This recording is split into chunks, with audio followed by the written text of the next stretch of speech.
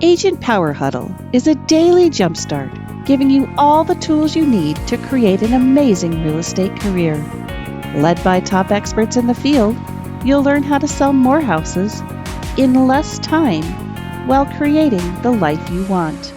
Welcome to the Agent Power Huddle. Hello, good morning. How's it going? Y'all can hear me? This is I don't know what's going on here, but something's interesting about this Zoom. Did anyone else have issues logging into this morning? My redirect is not working, and the that I got sent to me is making my screen look really weird. I'm not gonna lie. So I'm a little off right now because it's very different to me.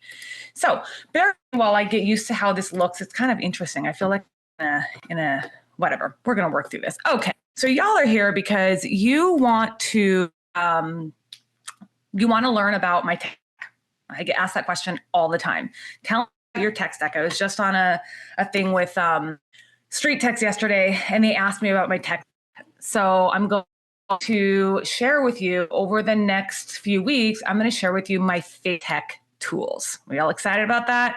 All right. It's like a weird delay. It's so weird. It's okay. Okay. I'm just going to get over it. I'm going to move through it. I'm going to move people. Okay. So today we're going to talk about Notion. How many of you use it in your business?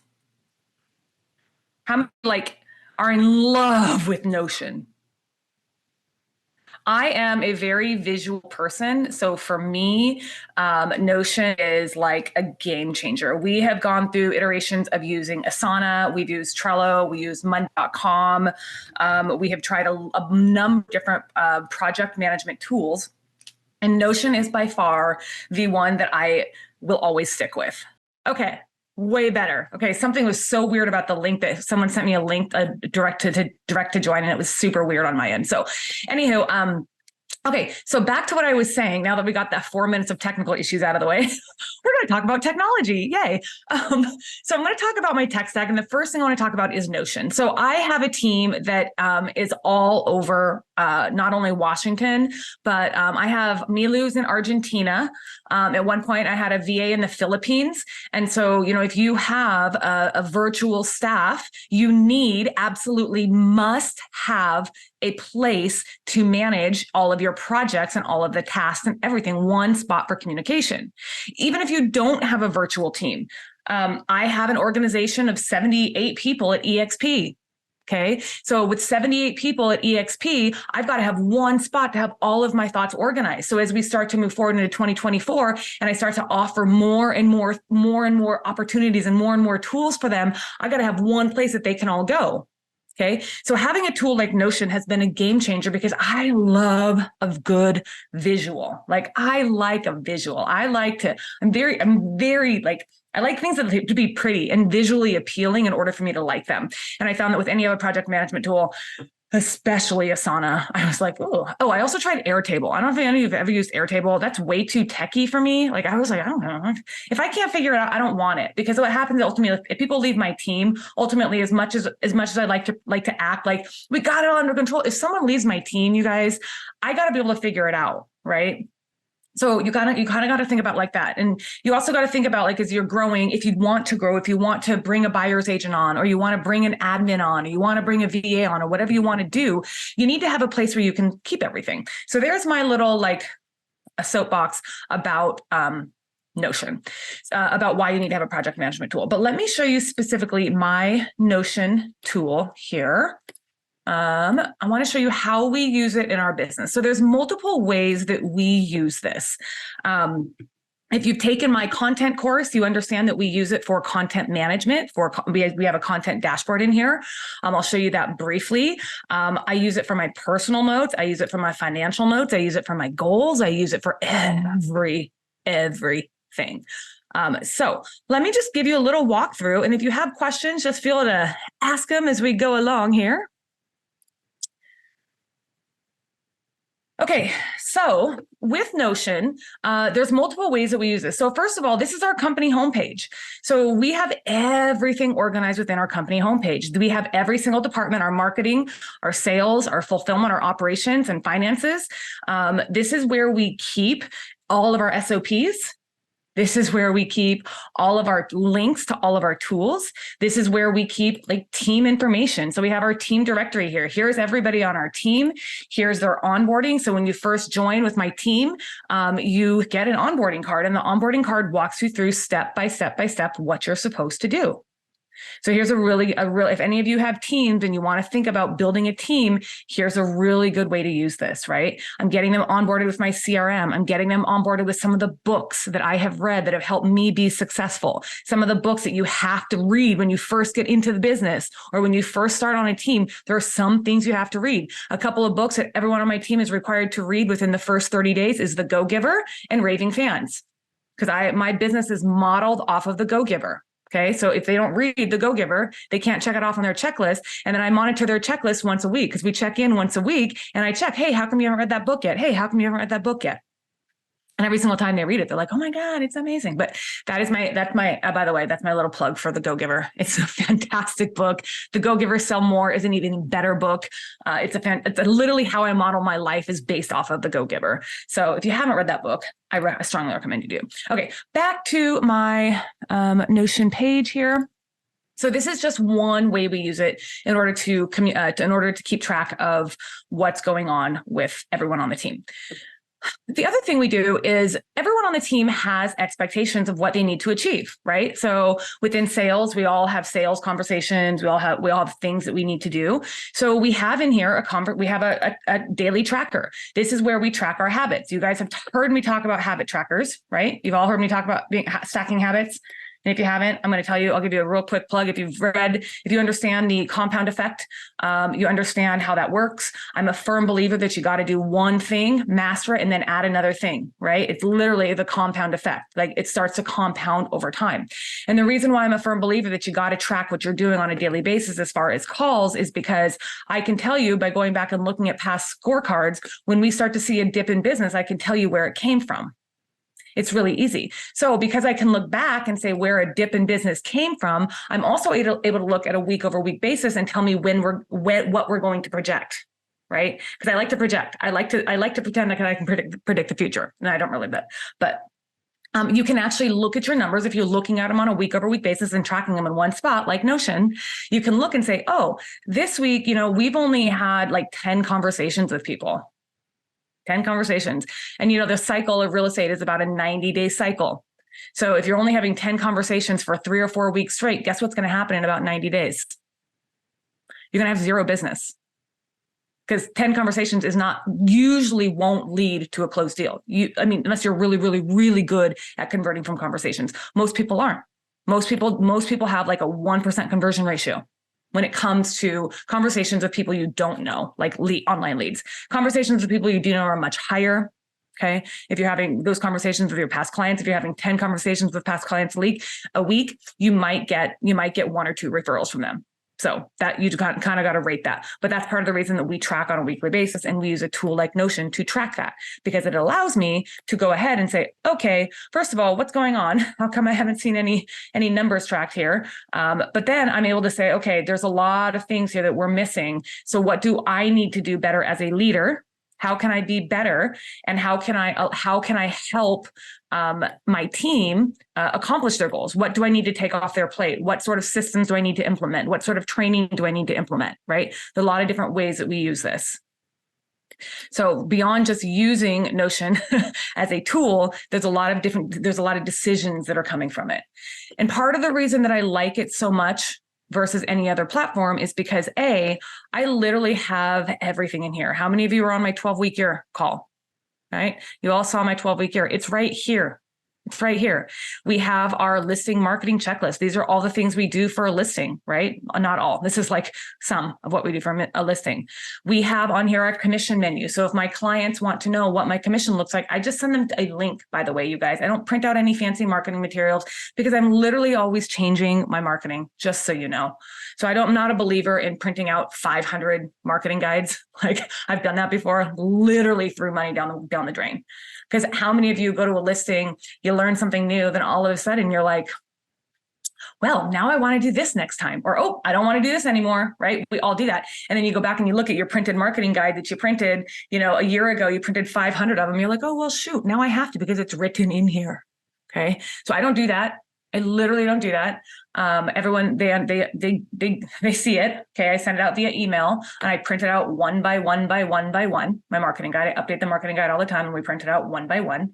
But the commission menu lives here because I'm always changing things that I'm doing in my marketing and always updating the services I'm giving to my clients.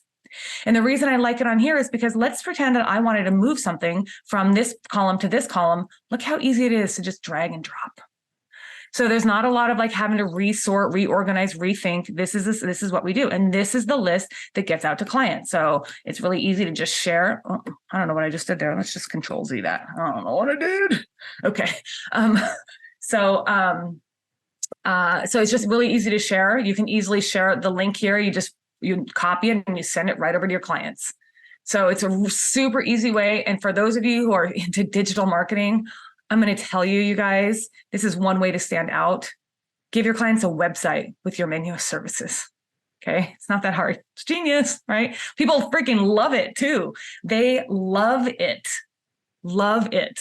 My clients are like, oh my God, that's so cool. Or they'll be like, hey, a couple of weeks ago, your website said that you did this, but now it's saying you did this. I'm like, don't worry. We print it out. So when they sign a listing agreement, we print it out and they initial the column that they want.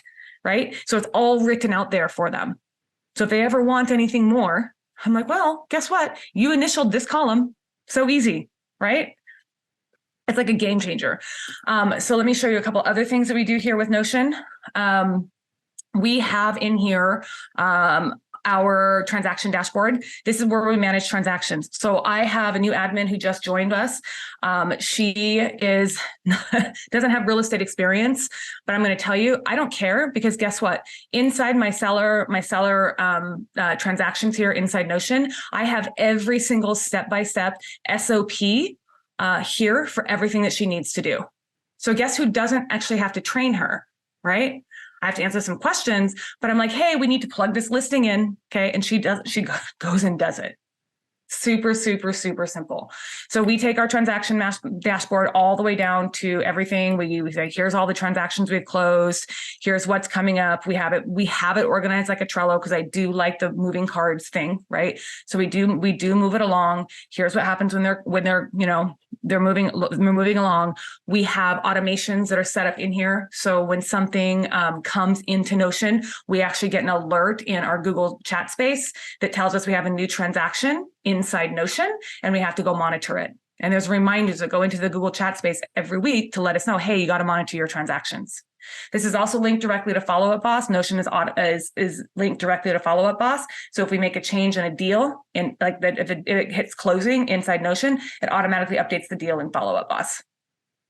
So it's really, really cool because now it leaves so much less guesswork, right? And it's just like the tool is taking care of all of the admin-y stuff. So I don't have to worry about it.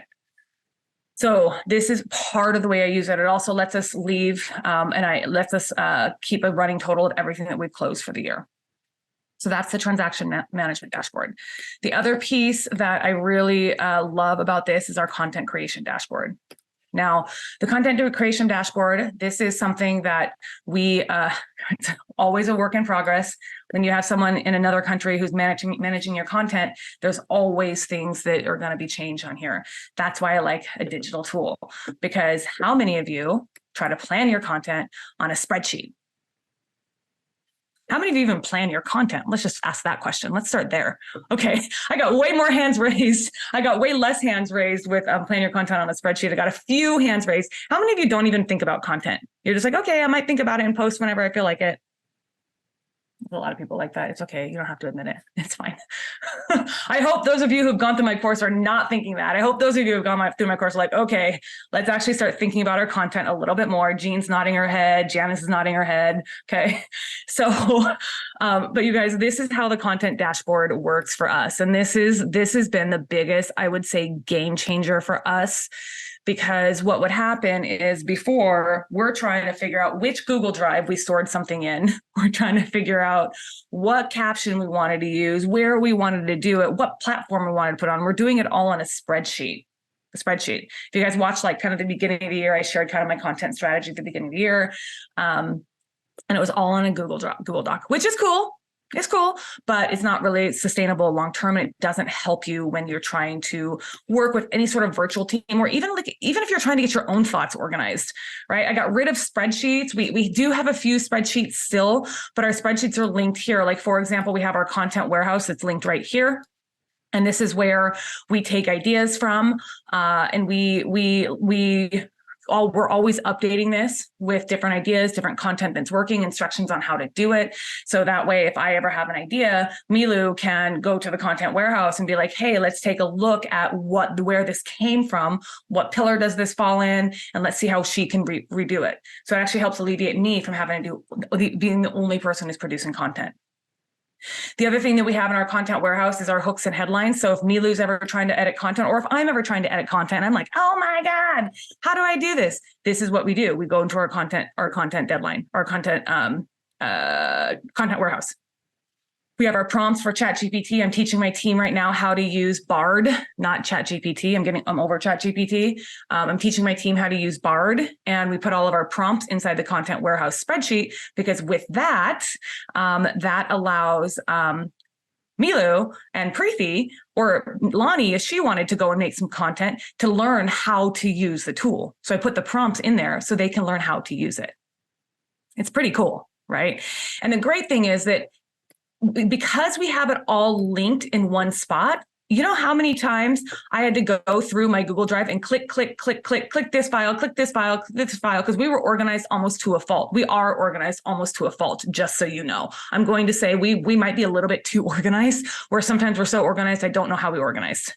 Okay. If anybody else can relate to that, that is why I like something like this, because it allows us to link everything here. We have all of our KPIs linked in here. We have our strategy for each platform linked in here. And then we have our status. We have our posts out by status. We have our ideation. Like, here's the ideas that we have. Here's what's currently being worked on. Just so you know, there's not this many things being worked on. There's just a bunch of duplicated cards in here. So we have like 4 pieces of content being worked on at a time, just so you know. But here's what's actually being edited. So when it comes into editing, then it goes into reviewing. What happens when it comes into reviewing? I take a look at it. I probably will make a change 99.999% of the time, and I'll put it back into editing. It'll go back into reviewing, and then it gets approved, and then it gets scheduled out. And then we actually have our content calendar in here. So the great thing about a tool like Notion is that now I don't have to have a calendar separate. I just have to set up a view so I can see exactly what's coming up in our content. So that is the other reason we like this. We also track our stats on all of our top performing content. We track how much engagement we got. We track what pillar it fell into. We keep a list of the captions. So that's all down here. We have our stories. So what stories are coming up? So we can see what we actually have coming up there, which is really helpful to me because I don't have time to look at my content every single day. Okay, so let me show you one other way that I use Notion, and that is in my business planner. So if you're looking for a one-stop shop for your business planner, I've had a lot of people, especially when I did the 12-week goal call last week, they were asking the best planner to use. My answer is Notion. My answer is absolutely 100% Notion. And this is how I use the business planner. So you can see I have everything in here mapped out by where it falls into my business. Like, here's my goals. Here's like kind of the overview. Here's our brand hub. So we have all of our logos, fonts, color codes, all of the, our EXP guidelines. Like, we have to have all those in here. So we have like our brand voice, all of that's all right here. So if ever someone is coming in either new to my team, or like, even if I have, like, sometimes I have people who are not necessarily on my team, but they're like a marketing something or other, a consultant, or people want my logos all the time. Like, how many of you, like, someone wants your logo, or they want your colors, or they want your font for something, right? You're doing any sort of like appearance or anything. People want that stuff. It's all right here in one spot. So it's really easy to share this with people because you can see I have the site live. The other way I use this is for something like this, where this is how we have our goals. Remember, I've talked about my vision. We've all talked about our vision, right? I have it out in bullet points. I am a high D, just so you all know. I like bullet points. I don't really like paragraphs and run-on sentences. I like bullet points. Like, let me just get to the result, right? And a bullet point gets me the result. And so that's how we use this. So I use this to go in and pretty much plan out my next 12 weeks. Here's what we're working on right now in our business. We're launching our VIP program. And here's all the things these are the projects that are coming due. And if we were to filter on the unchecked, it'll let us know, the checked, it'll let us know the projects or the tasks that have already been done. I don't know why that was so hard for me to say. Anyway, so that's how we use this. The other way I use this is to track finances. Okay, I'll show you finances here. Finances are also super important. If you're not tracking them, you should be tracking them. Here's my yearly income goal. Okay, $1 million is my 2024 income goal. Here's how I'm going to do it. Right.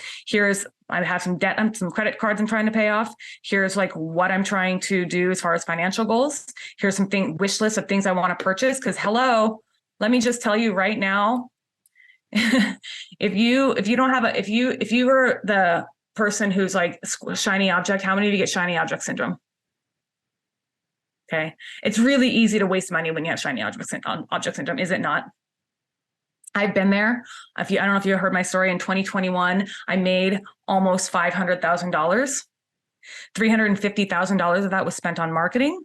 The rest was spent on dues, expenses, and people. I actually posted a negative $30,000 profit in 2021. Can anyone relate to that? Negative profit? That sucks. Okay, I didn't owe the IRS money. That's like kind of the joke that I make of it. No IRS was owed out here, but it's not cool. Like, don't want to be living I don't want to be working as hard as I do for a negative profit. So putting something in place like this that actually allowed me to put what I want to spend my money on and have a one-stop place for it. It kind of gets it appeases that shiny object syndrome, because what it does is it allows me to think, okay, here's the things that I want to spend on. If it doesn't make it on the list, I don't even consider it. And then when I have time to go back and look at it, I'm like, oh, do I still want that? And so having a place to do that has been a game changer for me. We also are able to track our revenue, right? You can track your revenue. You can put things in here like these little circles in here to tell me that I actually had a profit there. I mean, I still had a really good profit this year. It just came from 4 months of really, really good months. And I just got really good about managing my finances. So I'm posting a strong profit this year. May have had decreased income, right? We all had that this year. Anyone had decreased income this year? A decreased GCI? Yeah. But I'm still posting. I'm actually making more money with a decreased GCI than I did in any previous year. So I don't care about a decreased GCI. It does not bother me. But then I do use the profit first model. So I do have in here my profit first, how I want to manage my money when it does come in. And this is how we manage it. So this is where I keep track of what's going to be coming to, or how my money is going to be allocated, because it helps me to have a one-stop shop for it all. The other cool part about this is where we keep our expenses. So my admin comes in here and she understands that this is how we, right here, this is how we manage expenses. So these are the invoices that are due. And every Friday I come in here and I just pay invoices. She just tells me what I have to pay, and then I pay them, because I don't let someone else manage my money yet. So not yet, maybe one day. But as of right now, I'm the only one who touches my money. Like, it's one of those things. Okay, so did that help? Has anyone thought about using Notion? Do any of you use it and use it that way? Kayla's got her hand raised. Yeah, I just had to have Notion, the support, recover all of my data because I accidentally built too many workspaces and really made a mess of things. So they did that. I had to do it all through email. And I'm just wondering, I'm still on the free subscription. When you have a paid subscription, do you get live support? If you're on, I have never needed Notion support, so I don't know the answer to that question. So I'm going back to, like, I've been with you, listening to you for a while now, Lynea, but who built all of that out? My team and I had a specialist. I hired a specialist to build some of it for me, but my team built most of it. So then you kind of built the architecture of it first, and then you went in and built all the details of it and whatnot.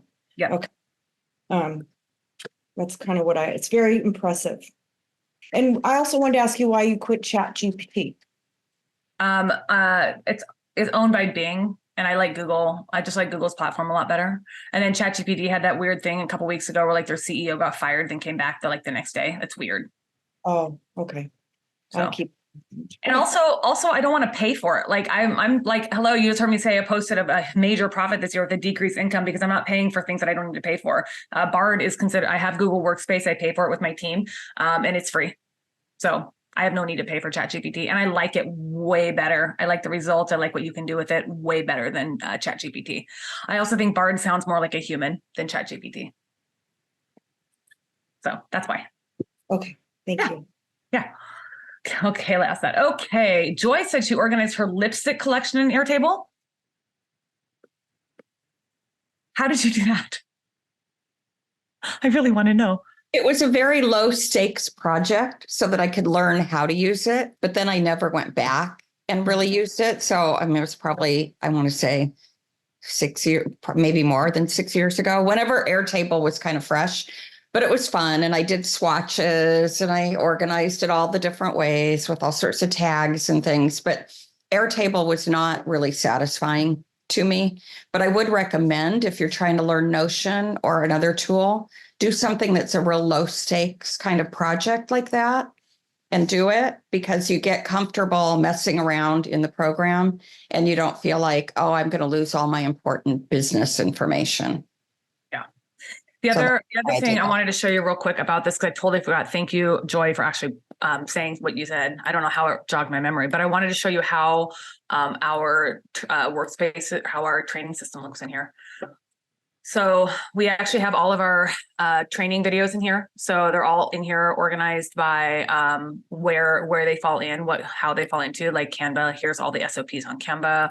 We have all of our follow-up boss SOPs in here. So this is essentially like everything that we ever do. If I ever create a how-to video, it's all in one-stop shop.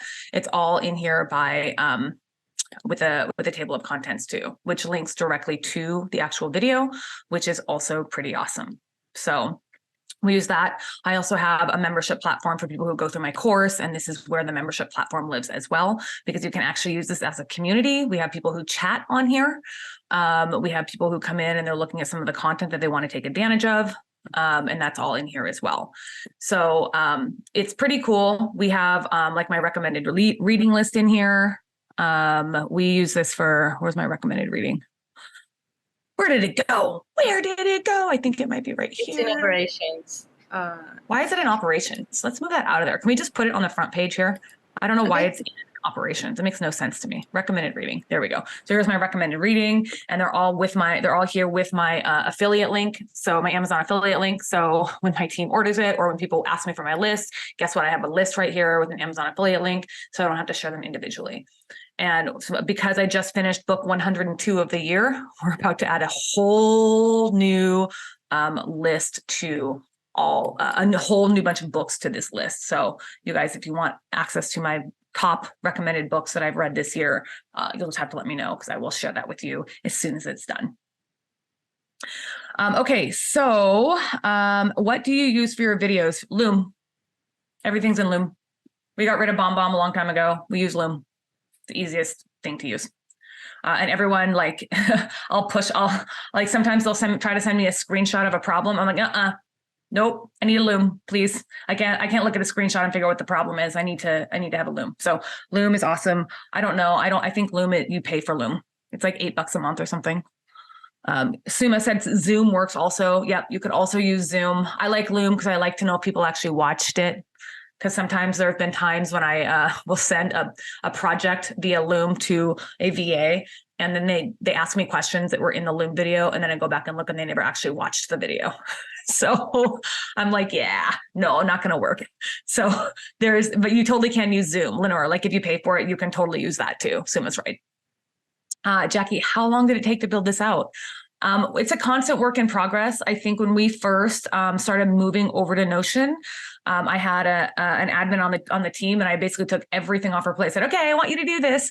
You guys, Notion's also really cool because it does have a lot of templates in there. So you can go and find templates inside Notion that are free or nominal cost. I also do have a couple of templates that I can share. I can share my conversation tracker if you want. But if you wanted access to my entire biz planner template, that is something I will charge for. So if you are interested in that, let me know, and I will be happy to share that with you. I think the business planner is probably the most beneficial use, and the transaction management dashboard is also something I will charge for. So if you're interested in any of those, let me know and I'll be happy to share them with you. So, okay. Any other questions on Notion? Kayla does. Do you have a system to back that up so that if it ever crashes, you don't lose all of your data? Yep, all of our SOPs are handwritten as well as recorded. So we have every single SOP also stored in our Google Drive. Okay. Mm-hmm. Yep. Suma, the monthly fee, I don't know. I pay like $80 a month for Notion because I have like six or seven people who are on there. I think it's $8 per person per month. And Milu, I have an affiliate link for it. So if it's something you are interested in getting, I would love if you would take a look with my affiliate link, please. I would do that. Yes. Appreciate you. Yeah, $150 per year. So it's really inexpensive. It's very nominal. 150 is good. Yeah. Yeah. I'm all about, I'm telling you, I'm posting a profit, right? Less income, posting a profit. So I'm okay. I'm okay spending money on the things that I'm actually going to use. It's all the things that I don't use. Like, I went through and I cut BombBomb because Loom is significantly less expensive and I have way more analytics with Loom, right? I cut a lot of different tools. Like I actually cut my Zoom premium subscription because I have Google Meets. So we use Google Meets in-house now. Like everything that we do basically in-house or on my team is all through Google, and I pay for Google Workspace, and it's like $8 or $16 per person per month. So it's like, it saves me a lot of money because Zoom like per year is like $150, I think, for what I was paying or something like that. Right. And with that, like all the videos that we had stored in Loom, in Zoom, we now just put those into a YouTube playlist. So YouTube's completely free. So there's a lot of different ways that you can cut your costs and still have access to all the tools that you think you need. So I pay for things that I need to pay for. Notion is one of them. Janice said, is there a way your team can look at it without seeing all things? Yes, absolutely. You can absolutely, you'll see here real quick. Janice, let me show you. So like for, let me find a place. So my business planner is not public to my team. You can see this is private here. You can, here, I can share certain things. Like I do share like my financial page with my admin, because the expense page with my admin, but you can see no one is shared on here. So this is all private, but here on my expense management, for example, you can see that there's one person shared and it's with her, but it's only her and me. So she doesn't have access to the other side of the expenses. Or the other side of the financials, she can just see the expenses. So, but my admin is also bonused on my gross profit. So I don't keep my financials private from her, because she is bonus on gross profit. So as long as I profit, or I should say net profit, really, not gross profit, she's bonus on net profit. So if I make a certain profit per quarter, she gets bonus off of that. So she likes to see it because it actually helps her. She actually is another eye for me to say, hey, where can we cut expenses? Where can we make more money, and where can we cut expenses? How can we, streamline some of these processes? So there is totally a way to make it where you don't show your stuff to everybody on your team. Cool. All right. So I have just a quick question. I posted in my group the other day, like, what tech tools do you want to know about? I have a lot of tech that I use in my business, and I was going to just share that over the next few weeks. What do you all want to see? What do you want to know? How I use? Nothing? No, nada? No. We're done. Okay. Tech's over. No. Isabel. How about Lynea? How about you just start with what you're using, and you can decide what you think would be beneficial. Okay. Yeah, I mean, I don't. Someone said Loom, someone said repurpose.io, someone said ManyChat. Repurpose.io and ManyChat, I'll share a little bit with you. Those are something I actually I give a lot more instruction inside my course. So I'll give you a little bit like a high level on those two. How do I record my courses? Loom. Steve said, pick my top favorite. Okay. Yep. Okay. All right. So we'll go through, and if you guys want to throw in your ideas, like if you start thinking of them, just go throw them in the Facebook group. I did a post yesterday asking you if something comes to mind, just throw it in there, and I'll share as we go through. But I don't know what I'm going to share next week. What did I say, Milu, on my little? What do we talk about this week? Was it Bard? Because everyone wants to know how I use Bard. Yeah, everyone wants to know how I use ChatGPT and Bard and AI tools, because AI tools sound, I'm going to tell you right now, you guys, stop writing your social posts with AI. Stop. Every single time. Let's explore this journey together. Let's find your dream home together. Hello, that is AI. Because how many of you actually go out and say, let's explore this journey together? Right? No one does that. You don't do that. You don't say that. So don't do that on your social post. So stop. So we can talk about Bard next week. Joy said Bard. So I'll show you we'll go over Bard. I'll give you some of my prompts that I use to make it sound more like a human, and how I actually take that from AI into sounding like a human. Sound good? Oh, Jean raised her hand. Sorry. Yeah, kind of going back to Notion a little bit off of the rest of the tech tools. You said that you hired a specialist to help you to put that something similar like that together. Where do you go to find that specialist to help set that up? But for real estate, though, for the things that we're doing. So I went to, a really quick tip is go to upwork.com. Upwork, you can hire freelancers. That's kind of where I went. I can recommend my person. She was not pretty. She was not cheap. But I can recommend her. I'll send you her info, Jean. But you guys can go to Upwork and do it that way. You can also go to Etsy and buy templates. There's a lot of ways you can find templates for Notion, but I would say the things I get the most value from are the things that I created myself, or I paid someone to create for me. Because the templates are cool, but it just ends up being, like Lenora said, you end up paying more when you have to buy someone else's template, because then you have to customize it to your brain so many times. So, okay, cool. I will share that all with you. And if you guys have any other questions, feel free, you know where to find me. Thank you all, and have a wonderful weekend. Bye. If you'd like more information or to get connected to the Agent Power Huddle, join our free Facebook group. This call was designed for the agents in our EXP organization, but open to any agent from any brokerage. If you're a guest and you're interested in learning more about EXP or our specific resources within the Agent Collective, reach out to the person who invited you to this call to get more info. Produced by the Agent Collective Media Network.